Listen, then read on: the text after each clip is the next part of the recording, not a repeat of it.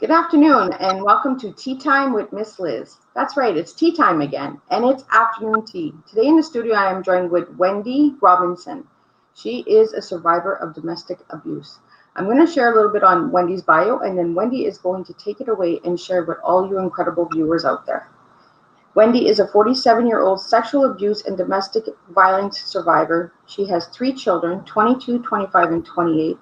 She works in the transport industry, but her passion is helping others without a voice and trying to make a difference in this complicated world. Her pastimes include running, swimming, and lending a helping hand wherever needed. So Wendy, take over, girl, and share your incredible story. Hi, thanks, Liz. Thanks for having me today. Welcome, everyone, to Tea Time with Liz. I just wanted to come on today to share my story about the 2 books that my mother has published and I have published. The first book that was published 2 years ago is called Marriage of Deceit, which is my mother's book. My mother had a very, very hard time writing this book, so it did take her over 30 years to write it. She only found the courage to write the book once my father died 10 years ago. I pushed her a couple of years ago to finally finish the book, which she did, and she was able to push through it and finish her book. I later then in April, in the midst of all this pandemic, actually finished my book, which is the sequel to my mother's book, which is called Through My Eyes. Through My Eyes is exactly what it states that it is. It's about my hardship, how I seen and felt with the abuse and going on in my family, the long-lasting effects that it has, and just how you can actually make a change for the better. Most of the time, unfortunately, most children are forgotten when they are in an abusive household because the parents are, too busy, not too busy, but they're in their own horror. So the children end up suffering, and then it has long-lasting effects. So what inspired us to write the 2 books is there's too much of any type of domestic violence, sexual abuse going on in families, especially when I do deliver my book. 1 in 3 people tell me they just blurt out their stories. So the more we can talk about it, hopefully the less it will stop and people will be able to heal. And we are also, my whole goal as well as sharing our stories and our pain after healing is we are donating to the Parados shelter in Lachine, $5 a book. So we will be also able to help those who are actually in crisis right now. So Wendy, was that a shelter that helped you and your mother out?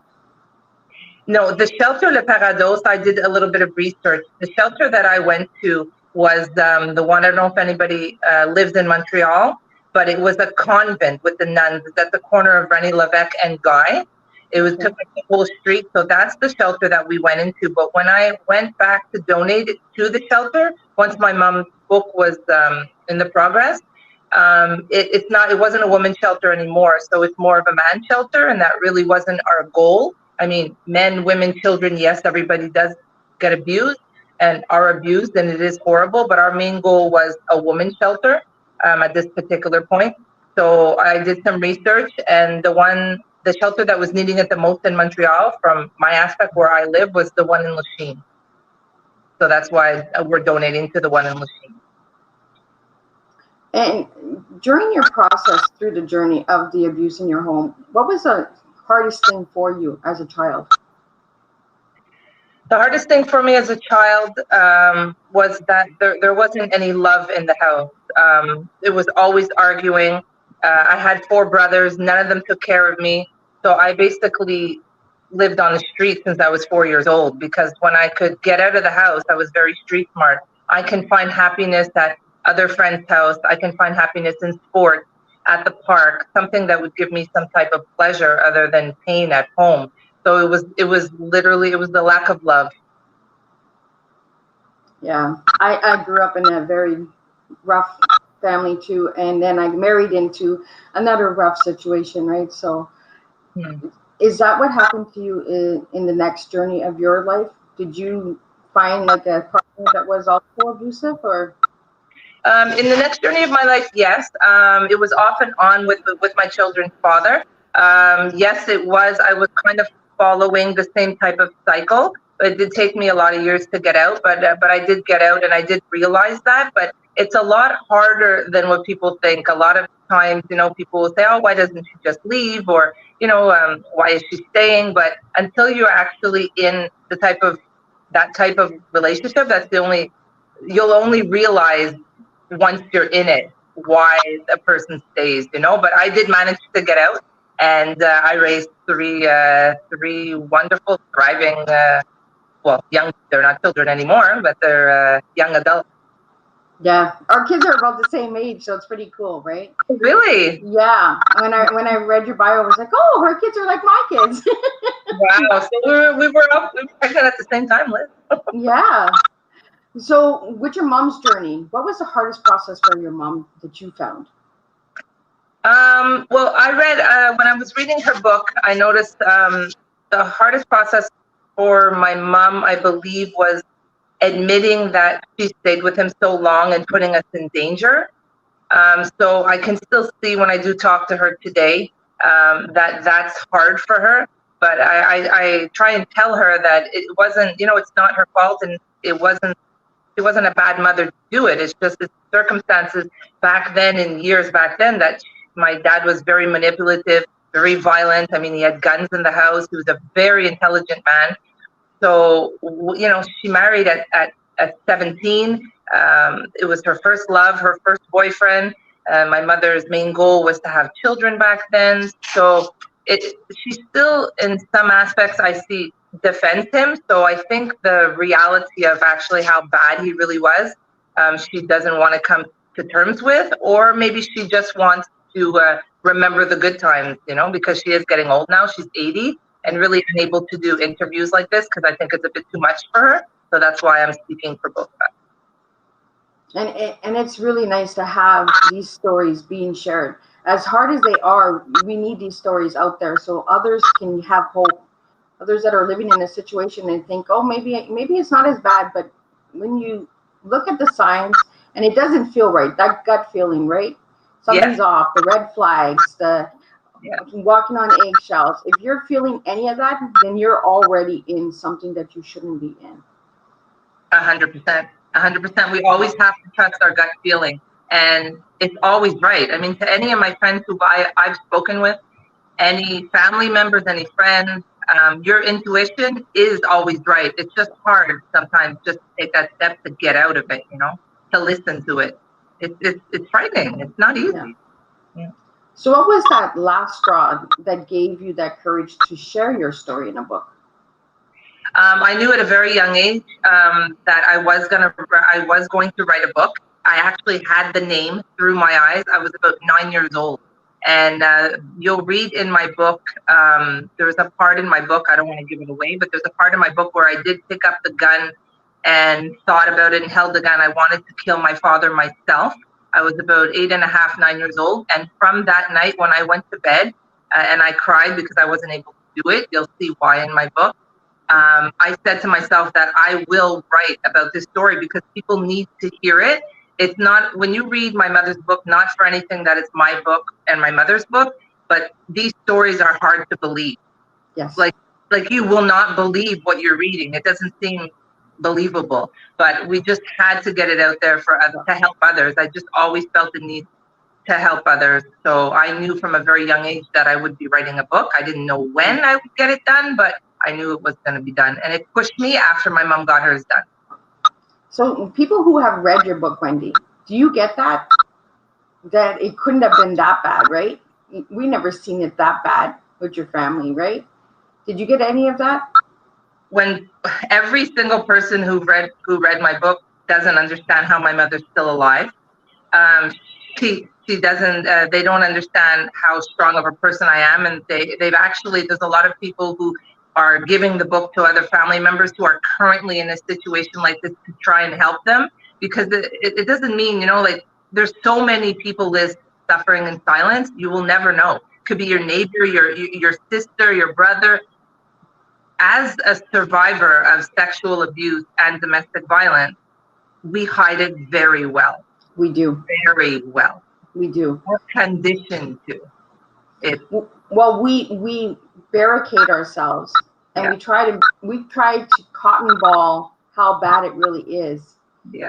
You know, when someone will ask us, "Oh, are you?" Yeah, we're fine, because we know it's not going to change until we're ready to change it ourselves. Exactly. Yeah. So the name for your book, you said you had it at the age of 9. Yes. So how did you know at the age of 9 that would be the title of your book? Well, because it was through my eyes. In other words, people will see my story through me, through the way I lived it, what I felt, the long-lasting effects. Nobody heard me. Nobody would believe me. So through my eyes was for me just to say, this is my story, and you will see it through my eyes. You will see it through my vision. Yeah. I really like the title because you're a child sharing your story, right? And we want to always see through the eyes of our children what they see, because our children see a lot more than we think they see.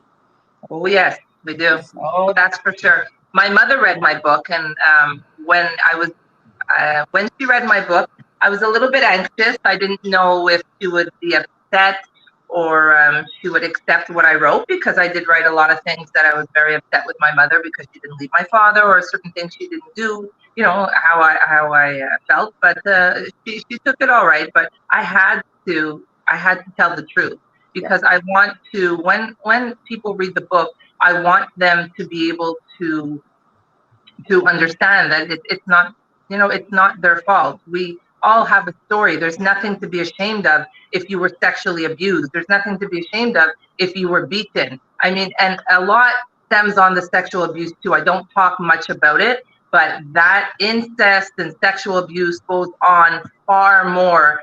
Well, I won't say far more than domestic violence, but I find even to this day, the sexual abuse and incest is still more hush hush than domestic violence. And oh my goodness, yes.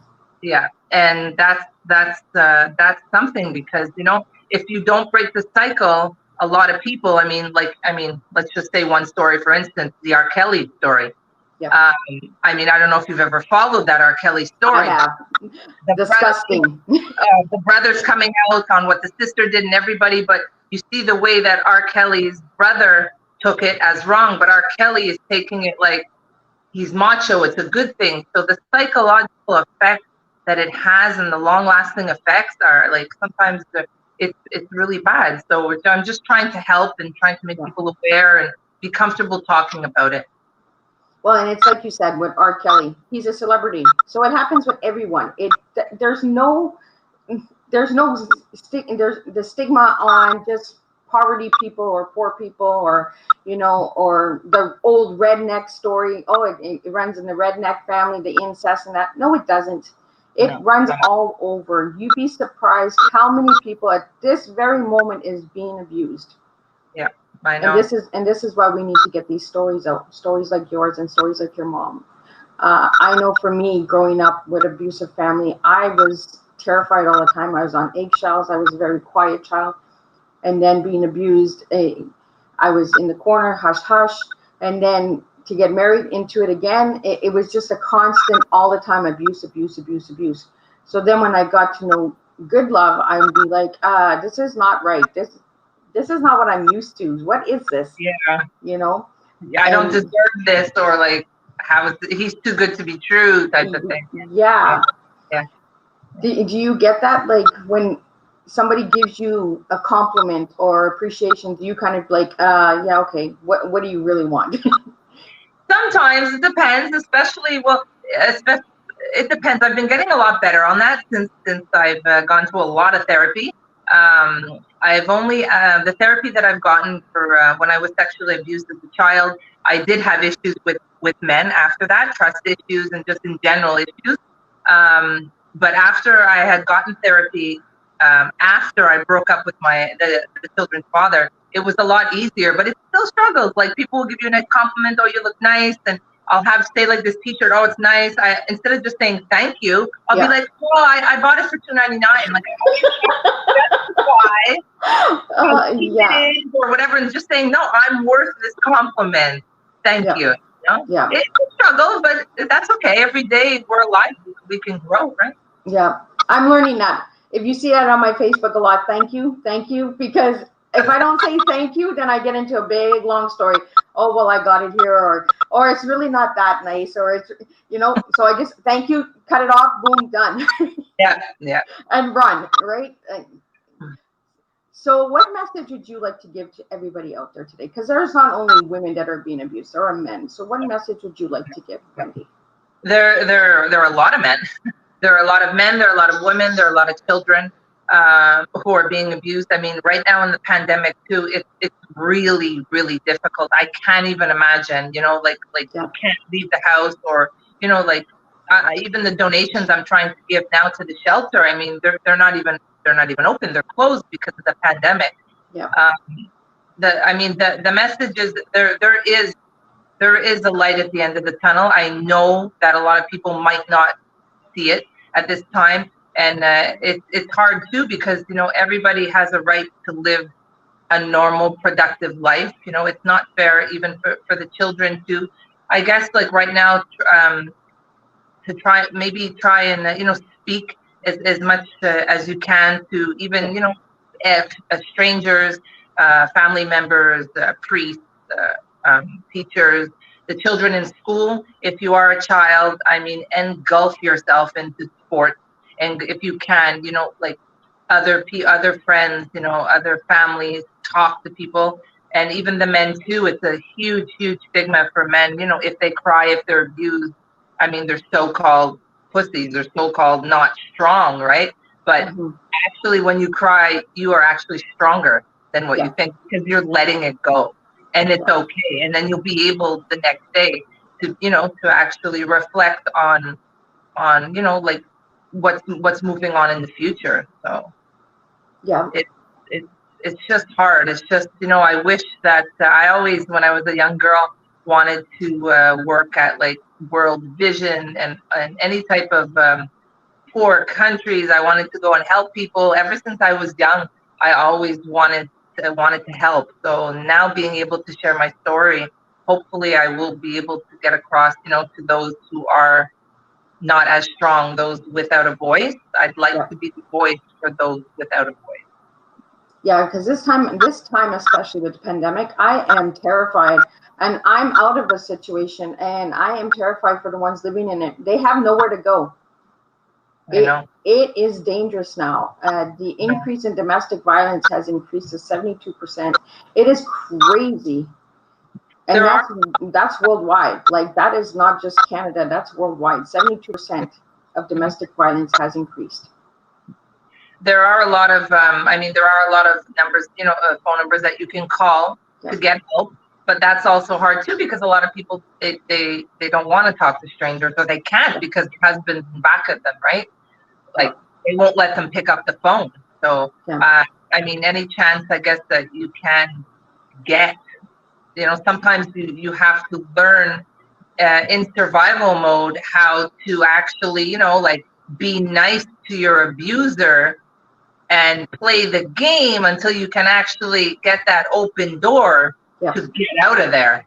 It's not easy. Sometimes, you know, you have to, it's crazy. It's like sometimes it's like you're in a movie or you're playing some type of a game that you have to manipulate your way with the abuser to be able to get out of, you know, of the situation that you're in.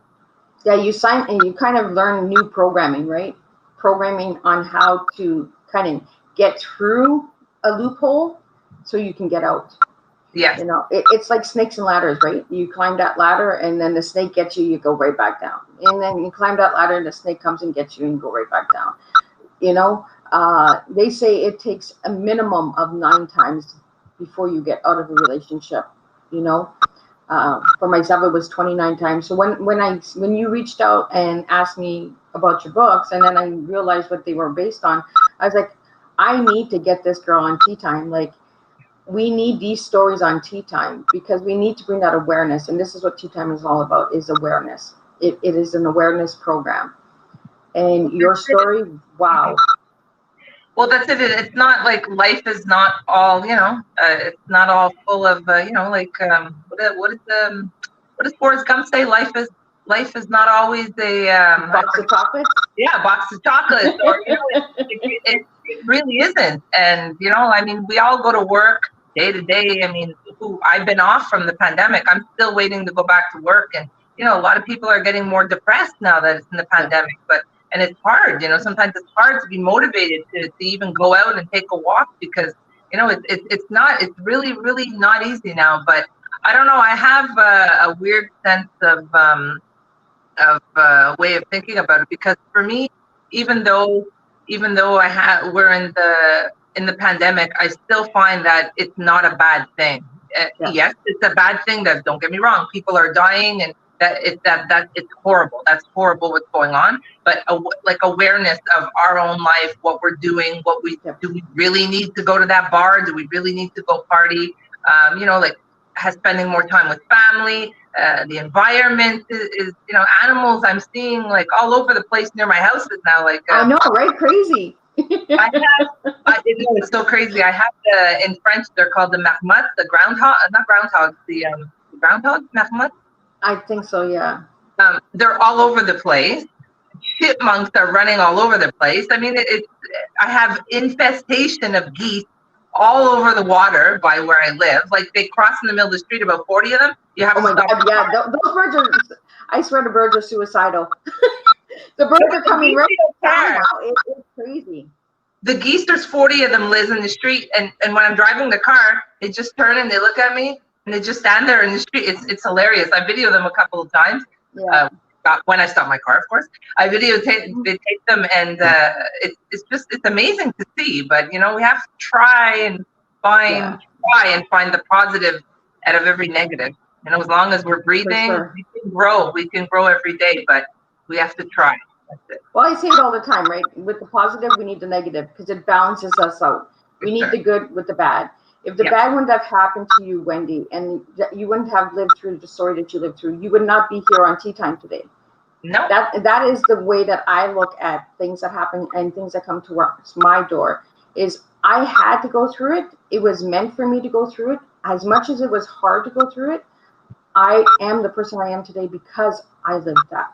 Right? Yeah, 100%. I truly believe that that I was put on this earth to help people. Sometimes my words don't come out exactly the way I'd like to express it, but I truly believe that, because every day either somebody's asking me for this telephone number or this help or how do I do this or that. It's like I've just meant, and it's very fulfilling. I really enjoy taking the time to help people, whether it be for an athletic scholarship. A lot of my daughter's friends, because she's in track and field, they ask me, how do we get scholarships in the States, to that, to somebody saying, do you have a number for a shelter, or just anything. It's because if you can't do, Liz, I mean, we're 2020, if you can't do anything positive, I mean, you can have a job and be rich and have all the money in the world, but if you can't be productive and in society and give a helping hand, like what's the point of living? What's the point of living here if you can't help others? That's the way I see it. I've never been a selfish person, and I never will. Yeah, I'm the same way. Since I was a little girl, I feel like I'm here to be a messenger. I'm here to help someone. And I think children who go through abuse feel this. They feel like they need to help. They need to be the safe. Well, we try to save our families, right? We try to be the good little girl, be quiet, so mom and dad don't fight, or or be the good wife when we get married because we don't want to fight. Like we're the nurturers, right, as women. But I find women and men who go through abuse want to help people. They're more passionate. They're more open. The empathy is there because they live it. They know it. That's it. It's not a book smart, it's life skills. You have lived through it, so you want to help somebody get through it as well because you have gone through that as well. Yeah, I agree. So the title of your mom's book is Deceit. Do you know why she named it that? It's Marriage of Deceit. Marriage of Deceit. She named it like that, and she wanted the whole cover and everything to be exactly like this because to her, that's exactly what her marriage was. It was so deceitful. My father was a bigamist. He was married to two women at the same time that she found out afterwards. So he was just, he didn't take, I mean, when you read the book, you would think, okay, he must have been on some type of drugs, but my father did not drink. He did not smoke. He was on Valium, but that obviously didn't work. But he was just deceitful. For myself, I just find he was from hell. He was just evil. I have never in my entire life met anybody who, who was so evil. He was not diagnosed. He was only diagnosed once when they sent him to the Douglas Hospital after he got out of jail, as with paranoia. But my father had absolutely no. I would diagnose him as maybe paranoid, schizophrenic, psychotic, sociopath. I mean, I can diagnose. I'm not a doctor, but Yep. you read in the book, there was no emotion, and he was just mean. He was just very, very cruel. So you say your father was like evil. Did you ever notice like the eyes? I'd like to explain this because for me, when my father would get abusive with my mother, his eyes, they would get dark. And my ex-husband's eyes would get dark. And people don't understand that darkness. Did you ever notice that about your father when he would get like abusive? Did you ever see his eyes? When I was a child, I didn't see too much of his eyes because my father had 3 guns in the house. So he had a 24 gauge shotgun. He had a 44 Magnum and also a 34 revolver. So the minute there was an argument in the house, my father walked around with his guns on his holster, literally in his underwear all day long. And he was like 375 pounds. So he would just take the gun out of the holster and right away, and anytime anybody was arguing in the house, he would take the gun and cock it to my mother's head or cock it to my brother's head.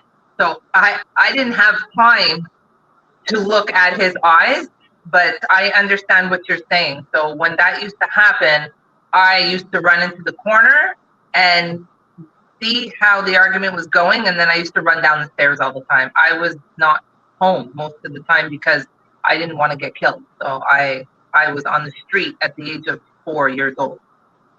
I was at the park. So I was really on the street, like from morning till night at the park. So I wouldn't be home. But the eyes, yes, I do understand what you're saying about how the eyes, to kill. Like you look at his eyes and you can see right through him. Like he's. Yeah. But my father always had dark eyes, but it was more or less the minute I seen him go for his gun, I was out. I left the house. So did your mom share her story after your dad passed? Oh yes, she was too afraid to do it before. Yeah. It took her 30 years to write the book. Yeah, I was the same way with my father. I waited for him to pass before I shared about my daughter. Okay. Yeah. I think it's because of safety nets, right? We're always on guard until that person is actually literally gone. Yeah. We don't want it. We don't want to talk, right? We don't want to share. Yeah. I wish she would have done it sooner, but I mean, it's never too late to share the stories. But I had to even push her 2 years ago. I had to say, come on, Mom, let's go. I was pushing her and she was a little bit leery. I said, no, we have to, but she finally got it out. So how did she feel after sharing her story? Well, she cried. When I finally brought home the books, we found the cover and I brought home 500 books. And we did, we had book signings at chapter schools. She was on the radio, Natasha Hall, like I was last month, and she cried. She was so happy that she finally did it. She was very proud of herself.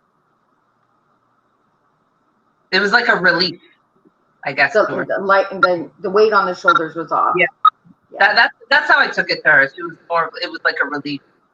Yeah. Well, it's a hard subject to talk about, right? We don't want to talk about it because it's behind closed doors. Many of the things that happen are done behind closed doors. So people don't believe. They see a different picture, right? It's that Jekyll and Hyde. When you're outside in public, they're a different way. When you're in that house and that door shuts, boom, run for cover, right? Yeah. Well, that it was like that in our house, but it wasn't because everybody knew my father was a maniac. Oh, wow. Everybody. When he was arrested every couple of, I don't know, maybe every couple of months, and the final time when he was arrested, when we went to the shelter, Liz, 3/4 of First Avenue came outside because they had the SWAT team. The SWAT team came around the back. They were laid on their stomach with the guns pointed at the house. It was crazy. The whole SWAT team came to get my father. They kicked in the door, and when he was finally arrested, everybody came on their balconies and they were all clapping. The whole First Avenue was clapping. It was like, it was crazy. That Wow. they were petrified of my father. He was a lunatic. My father had a 12-gauge shotgun, and he used, when the police used to come to the door, he had a right to have the shotguns back then. I don't know how. He was never a hunter, but he used to answer the door to the policeman with the 12-gauge shotgun and say, "What do you want, man?" But like he didn't care. He knew his rights. My father owned a fake badge, and every time we would cross the border to go to Plattsburgh, he would just flash the badge, like how they do at Nexus, but it wasn't Nexus. He would just flash the badge and they would let him go. So my dad had a lot of different aliases. It was very odd. You'll see when you read the book that everybody was afraid of him. I mean, he even got his own prescription drugs. He called in saying he was Mr. Framboise, which he was a doctor, and they believed him at the pharmacy. It's crazy. You'll have to read. They're so sneaky, right? I swear they're the best actors out there. Like, they just don't get paid for their acting. He could have been a billionaire. How smart he was. The things that he did, but he did them so crooked and evil. Like my father, you know, my youngest brother, my brother Wayne, who's a year apart from me, he was shot by the police actually when he was a teenager. My father introduced him to crime at the age of 10 years old, credit card fraud. Wow. So, and my brother Wayne lived years and years of crime. So he took the most beatings, and he did a lot of crime. So he followed the footsteps of my dad for not anymore, but a lot of years. So, well, that's the pattern, right? The cycle. It brings down on the children, and you know, it's hard. We have to try and break the cycle. So since we're on Teatime, Wendy, what does tea mean to you? Tea means to me relaxation, calmness, quiet, and that's about it, actually. So do you enjoy tea, or are you a coffee drinker? No, I don't drink coffee at all. I'm already a very hyper person, as you can probably see. I haven't stopped talking, so I am. That's okay. We want our guests to talk. I drink tea, but I like all the decafs. Right now I'm drinking water because it's quite hot in my house. So, but my favorite are like peach and green teas and black teas. But I like a lot of the decafs, a lot of the fruity teas. So you're a fruity girl. Yes, always.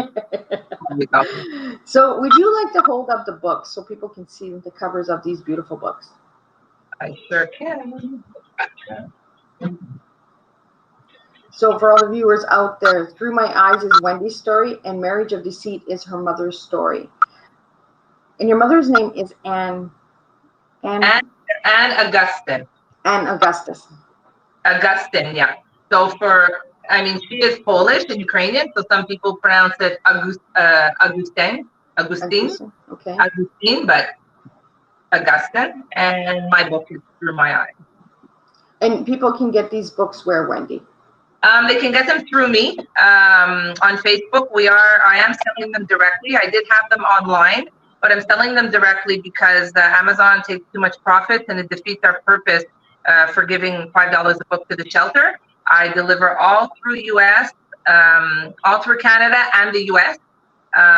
You can either email me at Wendy Robinson 1973 @gmail.com, or just go on my Facebook page and send me a message, and I mail them very quickly, very efficiently, and they're not expensive.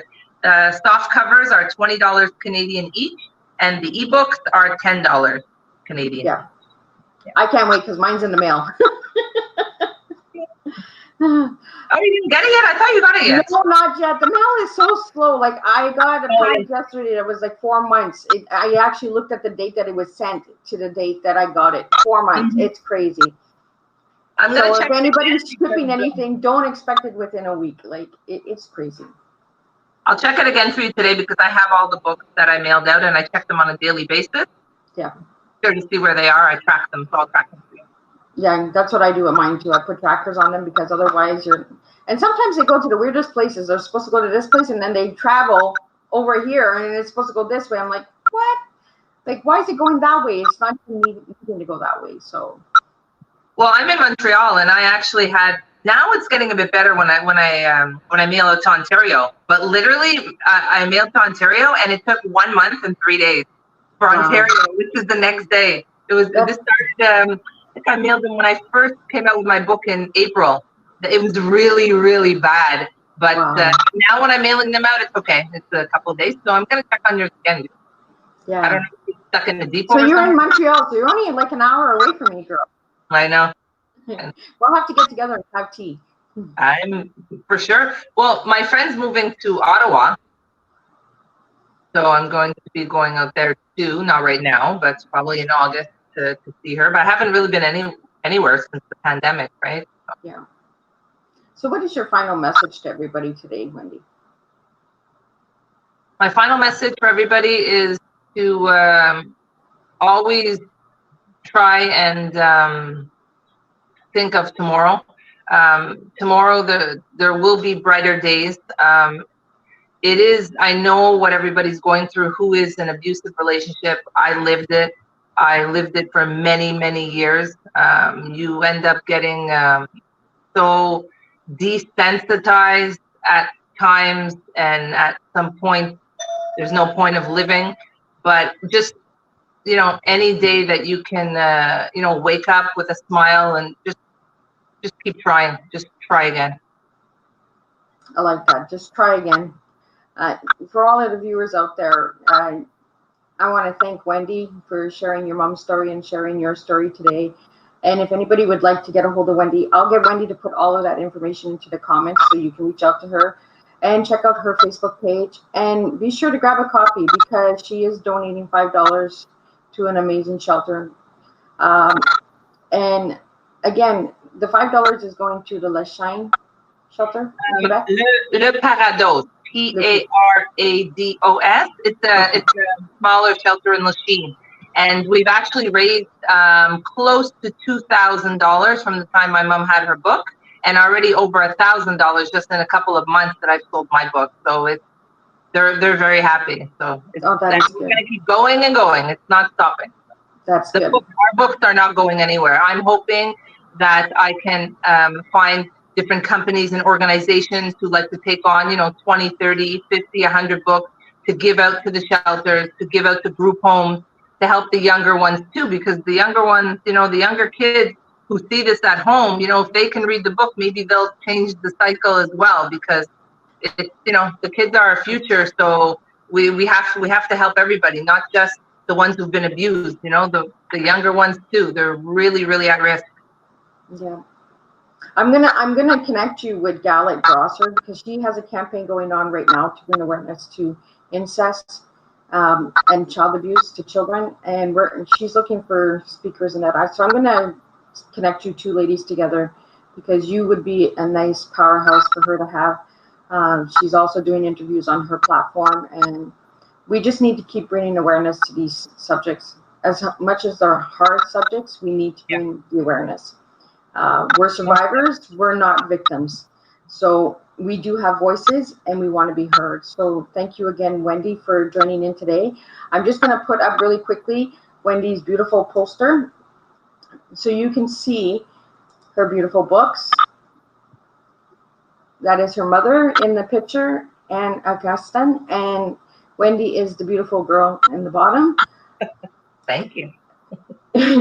And I like that she said thank you. And we're going to close the tea time up with Miss Liz's Making a Difference. And if you know anybody who would like to be a guest, Wendy, let them shout out to me and I'll get them on tea time. Again, thank you all to the viewers who are watching, and keep sharing. Do watch parties. Get this video out there because we need the awareness out there. And grab a book. And I will see how I can do this. I am getting to know a little bit more of this. So we're going to close the show up with Miss Liz.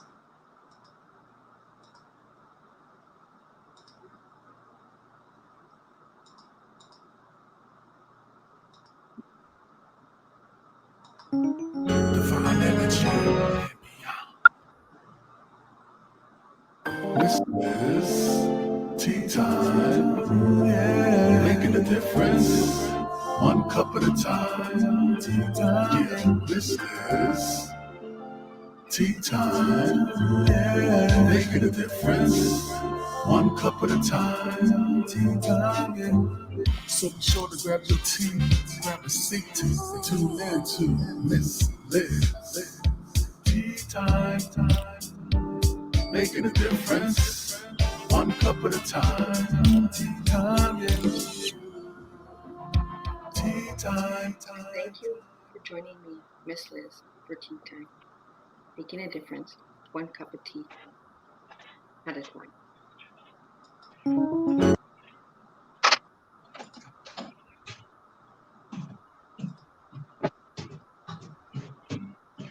Hello.